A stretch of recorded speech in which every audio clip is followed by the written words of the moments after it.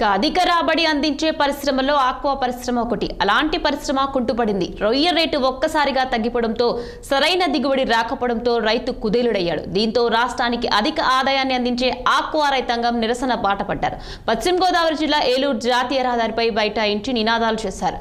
రొయ్య మీదకు కావాల్సిన ముడి సరుకుల రేటు తగ్గినప్పటికీ ఫీడ్ రేటు మాత్రం తగ్గించకపోవడం దారుణమని ఆక్వా రైతులు మండిపడ్డారు. విద్యుత్ అధికారులు కూడా ఇబ్బందులు గురి చేస్తున్నారని, వ్యాపారస్తులందరూ సిండికేట్ అవ్వడం వల్ల అరకొర ఆదాయం కూడా రైతు చేయికి అందడం లేదని విమర్శిస్తున్నారు. ఆక్వా రైతుల సమస్యలపై కమిటీని వేసి అభివృద్ధికి సహకరించాలంటున్న ఆక్వా రైతు యువరాజుతో మా జిల్లా ప్రతినిధి నిమ్మల ఆది ఫేస్ టు ఫేస్. పరిశ్రమ ఏదైనా ఉందో అంటే అది ఆక్వా పరిశ్రమ మాత్రమే. అటువంటి ఆక్వా పరిశ్రమ నేడు కుంటుపడింది. రాష్ట్రానికి అధిక ఆదాయాన్ని అందించే రైతు నేడు రోడ్ల మీదకి వచ్చి నిరసన కార్యక్రమం చేసే పరిస్థితి ఏర్పడింది. ఎందుకు ఇలా జరుగుతుందనే అంశంపై మనతో మాట్లాడడానికి ఆక్వా రైతు యువరాజు గారు ఉన్నారు. వారిని అడిగి తెలుసుకుందాం. యువరాజు గారు, చెప్పండి, రైతు ఎందుకు ఇలా నిరసన కార్యక్రమం చేపట్టే పరిస్థితి ఎందుకు ఏర్పడింది అంటారు? దీనికి గల కారణం ఏంటంటారు? నమస్తే అండి, నా పేరు యువరాజు. నేను ఒక ఆక్వా రైతుని, పశ్చిమ గోదావరి జిల్లా. అదేవిధంగా 10 సంవత్సరాల నుంచి ఈ రొయ్యల చెరువులు చేస్తున్నాను. గత 5 సంవత్సరాలుగా రొయ్య రైతులు ఎదుర్కొంటున్నటువంటి ఇబ్బందుల్ని అటు ప్రభుత్వం దృష్టికి ఇటు అందరికీ కూడా తెలియజేయడానికి మా వంతు ప్రయత్నం చేస్తున్నాం. ఇప్పుడు ప్రజెంట్ ఆక్వా రైతులందరూ రోడ్డుని ఎక్కడానికి కారణం ఏంటంటే, ప్రస్తుతం కుదేలైపోయినటువంటి ఈ రంగం, దీనికి గల కారణాలను నేను ఒకసారి వివరించదలుచుకున్నాను. కోవిడ్ తర్వాత మేత తయారీదారులు కేజీకి 20 రూపాయలు, టన్నుకి 20,000 మేత పెంచారు.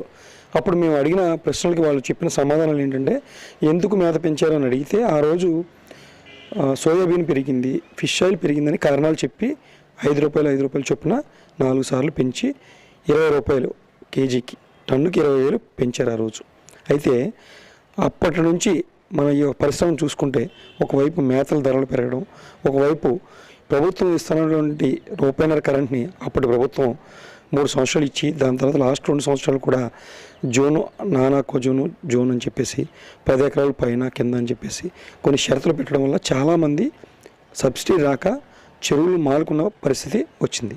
అయితే తర్వాత ప్రస్తుతం మరి ఒక ప్రాబ్లం ఏంటంటే, విద్యుత్ వినియోగదారులు ఎవరైతే ఉన్నారో వారికి లోడు ఎక్కువ వాడుతున్నారు అనే ఉద్దేశంతో విద్యుత్ శాఖ వారు, ఏపీఈపీడీసీఎల్ వారు రైతులకి మీరు 40 ట్రాన్స్ఫార్మర్ వాడుతున్నారు, కానీ లోడు మీకు అంగీకరించిన లోడు కంటే ఎక్కువ వాడుతున్నారని చెప్పేసి వారికి 6-7 లక్షలు 8 లక్షలు చొప్పున నోటీసులు ఇచ్చి, మీరు 40 నుంచి 100 ట్రాన్స్ఫార్మర్కి వెళ్ళండి, 40 నుంచి 63కి వెళ్ళండి అనేటటువంటి నోటీసులు ఇచ్చారు.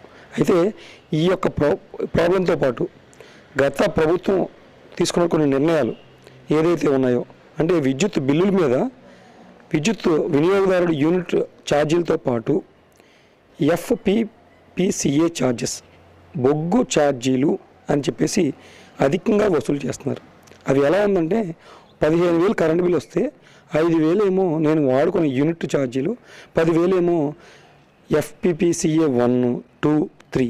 అంటే 2018-19లో ఎప్పుడో బొగ్గు కొన్నారు, ఆ బొగ్గుకి ఛార్జీలు ఇప్పుడు కట్టండి అని ఇప్పుడు చేస్తున్నటువంటి రైతులు ఏంటంటే నేను కట్టమంటున్నారు. గౌరవ శాసనసభ్యులైనటువంటి ఉప సభాపతి గారిని మేము త్రిపులార్ గారిని కూడా కలిసి మా యొక్క ప్రాబ్లమ్స్ అనేది ఆయన చెప్పడంతోనే వెంటనే తక్షణమే స్పందించి ఆయన ప్రభుత్వ అధికారులతో మాట్లాడారు. కొన్ని సమస్యల్ని ఫోన్లోనే చారవాణిలోనే ఆయన మాట్లాడి రైతులకు భరోసా ఇచ్చారు.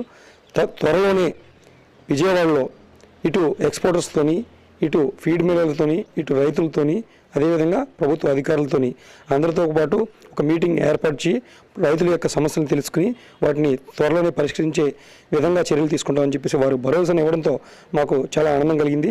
అదేవిధంగా ప్రతి రైతు కూడా పశ్చిమ గోదావరి జిల్లాలో ఒకప్పుడు ఆంధ్రాలో అన్నపూర్ణ రైస్ విషయంలో, ఇవాళ వనామి పంట దేశంలోనే అత్యధికంగా మారక ద్రవ్యం తీసుకొస్తుంది కాబట్టి, విదేశీ మారక ద్రవ్యం తీసుకొస్తుంది కాబట్టి అందరూ రైతులు కూడా కన్వర్ట్ అయ్యారు. అయితే ఇప్పుడు ఉన్నటువంటి పరిస్థితుల్లో అందరూ కూడా 10 ఎకరాలు చేసే రైతు 2 ఎకరాలకి తగ్గిపోయారు, 100 ఎకరాలు చేసే రైతు 10 ఎకరాలు తగ్గిపోయారు. ఎందుకంటే చేయలేక అప్పుల ఊబిలో కూరుకుపోయి రోజుకి తీరుతుందనే ఆశతో ముందుకు వెళ్తూనే ఇక్కడ ఆస్తులు అమ్ముకున్నా సరే ఇక్కడ న్యాయం జరగట్లేదు కాబట్టి చాలామంది ఈ సాగు నుంచి బయటకు వెళ్ళిపోయారు.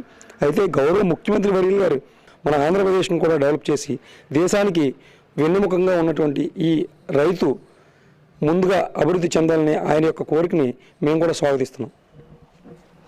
ఇప్పుడు ఉన్న ఈ పరిస్థితుల్లో కూటమి ప్రభుత్వం రైతును ఆదుకొని అన్ని విధాలుగా రైతుకి సపోర్ట్ చేయాలని ఇక్కడ ఉన్న రైతులైతే కోరుకుంటున్నారు. కెమెరామెన్ ఆది, పశ్చిమ గోదావరి జిల్లా. అధిక రాబడిని అందించే